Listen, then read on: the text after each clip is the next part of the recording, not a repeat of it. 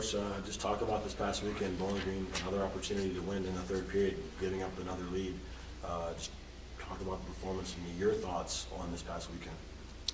Well, I don't think our performance was very good on Friday at all. So I know we were going into the third period with a 1-goal lead, but true to form this year, we weren't able to find our game after not having it for 2 periods on Friday night. Now Saturday, I don't think we had a very good first period either. I don't think it was as bad as Friday night's first. I know the shots were pretty one-sided, but I do think we were able to kind of gather ourselves a little bit and have a better second period. And a pretty good third up until 4 minutes to go in the period. I didn't think there was a whole lot happening. Ultimately, another very disappointing weekend. We're fighting frustration. We're fighting lack of confidence. We're fighting finger pointing and letting all those things take away from us trying to improve on a daily basis, and that's what we're fighting. And I think the guys are looking at me and the coaching staff on how to do that, and we're going to do the best we can in leading the way, and that is dealing with adversity like mature people are supposed to, and that's deal with it head on and focus on the things you can control and not the things you can't, which is every day in practice. And our practices have been good. They really have. They've been intense and they've been focused. Even last week, But when it gets down to crunch time in games, we are really struggling coming up with a positive play versus a negative one. We've got another opportunity again this Friday night to attack that, and we'll see how it goes. Coach, early in the season, you talked about guys looking around at the bench, trying to find someone to take charge and maybe fix something that's wrong or point something out. Do you feel like that's changing at all? Do you feel like maybe leaders are starting to emerge on your team? No, I don't. I think we're really struggling for leadership, and I think that the mistake you make when it's a sport of 20 guys or 26 guys on a team is you look at one person. He's criticizing Solway. No, I'm not criticizing Solway. I'm not criticizing anybody. I'm stating a fact that we have a lack of leadership on this team, or a lack of depth in our leadership on this team. And when things go bad, nobody's there to kind of make it better, and we don't have enough guys to go out there and make it good. Like, instead of waiting for a bad thing to happen, somebody go make something good happen. And we're still pretty young, which isn't an excuse, and I hate saying that, but it's real. We've got freshmen and sophomores in situations that most teams have juniors and seniors in terms of stepping up and making plays, both sides of the puck. And we're struggling with it. But every day they're being challenged. I don't care if you've played no games, or you've played all the games this year. Everybody's voice is one that's welcome, and so long as they're living the lifestyle that we expect them to live, then they should stand up and say something to somebody who's not living that lifestyle. Because something isn't right for us to continuously lose games in the fashion we're losing them. And I'm taking self-reflection on that. What can we do better as coaches? And you just come down to the same thing, that it comes down to people making plays, and we're struggling with that. Is it time for a players-only meeting? That's a great question, and I think it leads to the last question. I don't think we have people that can do it. And again, I don't think it's a shot against David Solway. I absolutely think it's time for a players-only meeting. Absolutely, they've got to be sick of me. I'd be sick of me.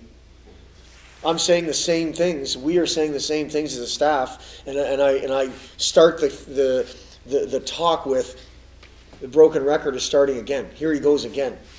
But I want it to be that way from our perspective, because I don't want there to be any variance to what the plan is and what the goal is on a daily basis and what the focus is of this program. And the challenge to each individual is, how do you fit into that? Where do you fit in? What do you bring to the table? Individually, and then collectively as a group, we can start to move forward together. I wish there was players-only meetings. I really do. So we can get through this, and maybe some people can get called out on the carpet to say, where are you in all of this? But again, we haven't done it, and until that happens, I think the only thing we know as coaches is the leadership has to come from us. We also know that as long as your coaches are the leaders of the leadership of your team, you're not going very far, because the coaches don't put the equipment on and go out there and play. The players do that, and they're being encouraged every day to go ahead. Just go ahead. No, everyone's got a green light to, so long as they're living it, so long as their example is a good one. Classroom, weight room, socially, on the ice, so long as their example is a good one. What we're fighting right now is that guys are just, it's a joke. Nah, we're losing all the time anyway. That's what we're fighting. Because if we are the only ones upset about this, and I know we're not. When I say we, mean the coaches. I know a good number of the people in that locker room are upset with what's going on. They've worked too hard to have 2 wins in league to show for it. Too hard. I've been around college hockey for 10 years. It's only been one other team. I don't know a lot, but I know that these kids have worked too hard to have this to show for it. So the reflection on myself is, what can we do better as coaches? Okay, let's start doing that. Then we go to the players. Guys, if there's people in that locker room that are getting in the way of this thing moving forward, we've got to address it and we've got to correct it. Let's do that. Help us do it. And it's been the same message from the beginning. We've talked about this from the day I got the job, that my biggest fear was it's going to take me 18 months to find the guys that aren't on board. And here we are 4, 5, 6 months into it, and I know that, we're still figuring that out. I think you just answered my next question. Are you finding out who wants to be a part of the solution? Every day, Kevin. Every day. Every day. I don't care what our record is at the end of this year. It's going to be a positive year. It is. Because the groundwork will be set for the future. We're setting the groundwork for every day for that. I think today is going to improve on tomorrow, and so on and so on and so on. Unfortunately, like we've talked about, this is in sports, you get instant feedback. You win, you lose, and the feedback we're getting is negative. And the challenge we have as coaches is to prove to the guys that this is going to work. And all we can do is tell them, because right now they're saying, well, I am doing everything you say, coach, and it's not working. How come, maybe I shouldn't do everything you say. That's what happens on poor teams. And that's where the negativity starts to come in, and the people start to stray off the path. And it's our job to make sure that doesn't happen, and we're trying to do it. We're trying to stay as positive as possible. We're trying to not bring out the whip every day and continue to hammer on them, because they are working hard, but we're begging for some people to step up and just take this thing over and make it theirs, and it's not happening. Like I said, we are going to find out and continue to find out who's part of the solution and who isn't. Is it going to take something drastic to happen to find that out, or is it just going to be trial and error? If we keep losing the way we're losing, eventually we're going to get sick of it and someone's going to do something about it, or is it going to take a major event to... Yeah, I don't know what a major event would be. I mean, we had two guys not come back with us, two parts of this family not be, I mean, whether they were not asked to come back or they just didn't come back at Christmas time. I mean, that to me is pretty major, and that didn't change anything. I still think the best way to get experience is to live through it. Is just that, is to experience it. I do feel like we're gaining valuable experience every day, and I do feel absolutely 100% that you learn more in adversity than you do in everything going well. And we're going to learn a lot about ourselves through this adversity, and that starts with me. I have to do a better job of staying collected and staying focused regardless of what's going on that day. Because this isn't a whole lot different than I was expecting. It really isn't. We're living it now. And now it is positive that we're finding out who's part of the good and who maybe isn't, and things like that. I don't think it's going to take something drastic. At the end of this season, we're going to be able to say, this is where you fit in. we don't think you're part of the solution, or we do. And if we don't, then you're not asked back. I mean, I don't know if it can get much more major than that, but ultimately, we were brought here to win hockey games and develop people. And I think we're developing people, but we're not winning hockey games, so we're missing something in this. And I think you have to have both. You have to be able to do both. I know hockey at a high level, Division I hockey, you have to be able to do both, and we're going to be able to do both. Although the results on the ice, haven't been there on the win-loss record, are there things that you are pleased with in the progress of the team? Again, I'm pleased with our work ethic on a daily basis. I really am. I'm pleased with the approach they take in the classroom. I really am. But, and I still feel we're a harder team to play against today than we were in October. I think they're understanding what we want the penalty kill to be. I think they're understanding what we want our D zone to be.